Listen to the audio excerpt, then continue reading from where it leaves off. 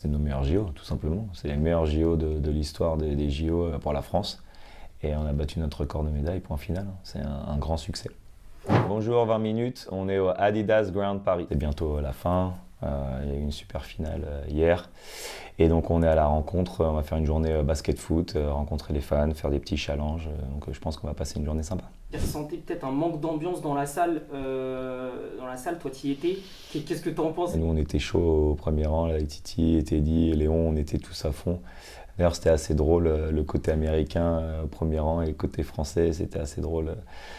C'était très très clair qui était pour qui. Les Américains ils sont arrivés en force et c'est un pays de sport, ils adorent le basket, c'est peut-être le sport numéro 1 aux États-Unis. Et là tu as une finale olympique avec tous les meilleurs joueurs américains, c'est sûr qu'il allait y avoir beaucoup d'Américains dans la salle. Tout simplement, est-ce que l'écart entre ces deux nations se réduit? Moi, je pense que l'écart se réduit de toute façon dans toute l'Europe. En fait, et j'ai envie de dire le reste du monde. En fait, le basket, c'est un sport mondial et ça fait depuis longtemps qu'on rattrape les États-Unis. Et là, les États-Unis, ils ont dû vraiment envoyer leurs meilleurs joueurs. Ils ont joué à leur meilleur niveau parce que hier soir, pardon, c'était impressionnant la performance surtout de Steph Curry à la fin du match. Et c'est vrai que la France, quand on revient à -3 à 3 minutes de la fin, t'as envie d'y croire. Mais voilà, moi, je suis très très fier du basket français. Franchement, depuis que l'équipe de France de basket est arrivée à Paris, on a montré un autre visage. Une super perf contre le Canada, on a bien confirmé contre l'Allemagne. Et donc, on a eu notre finale rêvée. Une médaille dans le palmarès global du basket français, tu la situes où, toi? Bah, c'est une des plus belles médailles, ça c'est sûr. C'est très dur de gagner une médaille à domicile. La dernière fois que l'équipe qui reçoit les JO est allée en finale, c'était en 96 et c'était les États-Unis. Moi, s'il n'y a pas médaille d'or, c'est dur de dire que c'est la meilleure parce que tu peux pas faire mieux qu'une médaille d'or. Mais elle est très très belle cette médaille, ça c'est sûr. Le 3-3, très très bien aussi. Franchement, belle réussite aussi. Le 3-3, je suis allé voir. En plus, place de Concorde, dans un endroit mythique comme ça. L'ambiance incroyable aussi.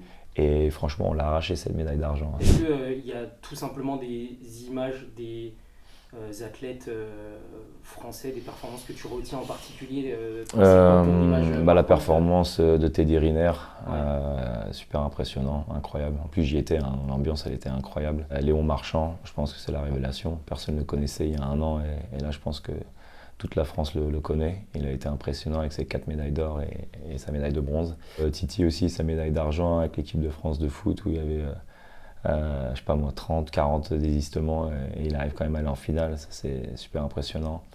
Je ne vais pas te citer toutes les médailles d'or, mais c'est vrai que c'est dur de choisir entre tout ça. Mais si je devais choisir une personne qui est la révélation des JO, c'est Léon Marchand. Est-ce que tu penses que l'État, les politiques font le max pour qu'il y ait de la performance ou qu'on peut encore faire plus en fait?